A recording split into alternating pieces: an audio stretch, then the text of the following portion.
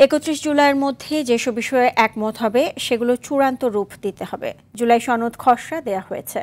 দু-একদিনের মধ্যে প্রাথমিক পর্যায়ের ঐকমত্যের খসড়া রাজনৈতিক দলগুলোর কাছে পাঠানো হবে।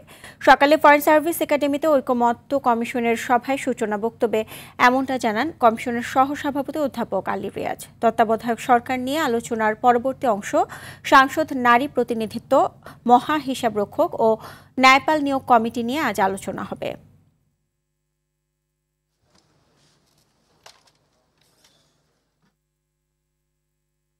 আমাদের সামনে আজকে, আগামীকাল এবং পরশুদিন অর্থাৎ 29, 30, 31 জুলাই এই 3 দিন, 31শে জুলাইয়ের মধ্যে আমরা যেভাবেই হোক আমাদের সনদের একটা চূড়ান্ত রূপ, অন্তত পক্ষে যে সমস্ত বিষয়ে ঐকমত্য প্রতিষ্ঠা হয়েছে সেগুলো সুস্পষ্ট করা দরকার। আজ বা কালের মধ্যে তাদের কাছে পৌঁছে দিতে পারবো। দর্শক, এই বিষয়ে আরো জানাতে ফরেন সার্ভিস একাডেমিতে থেকে যুক্ত হচ্ছেন জাহিদ রহমান। জাহিদ, আজ বৈঠকে কারা অংশ নিয়েছেন এবং কোন কোন বিষয়ে আলোচনায় প্রাধান্য পাচ্ছে আমাদেরকে বিস্তারিত জানাবেন।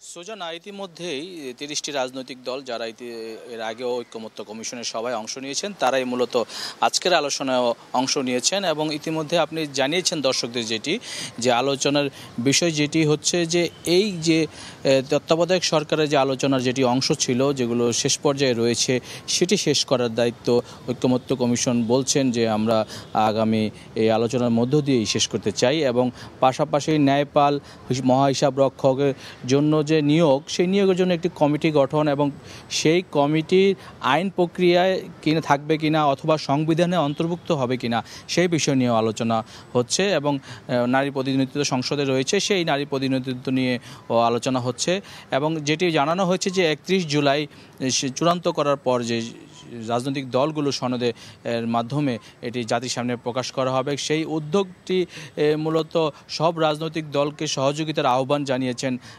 সহসভাপতি আলী রিয়াজ এবং ইতিমধ্যেই আলোচনা হচ্ছে এবং প্রাণবন্ত আলোচনা হচ্ছে যেহেতু শেষ মুহূর্তে আলোচনা চলছে এবং অনেক বিষয় ঐকমত্য পৌঁছানো গেছে। বৃষ্টি যে বিষয় নিয়ে আলোচনা হচ্ছিল তার মধ্যে 2/3 আলোচনার ঐকমত্য পৌঁছানো গেছে এবং কিছু নোট অফ ডিসেন্ট দেওয়া হয়েছে এবং বাকি যে আলোচনার বিষয়গুলো রয়েছে সেগুলোর মধ্য দিয়ে আসলে একমতে পৌঁছলেই 31 জুলাই আশা করছেন যে সনদ দেওয়া সম্ভব হবে। সুজানা, ধন্যবাদ আপনাকে।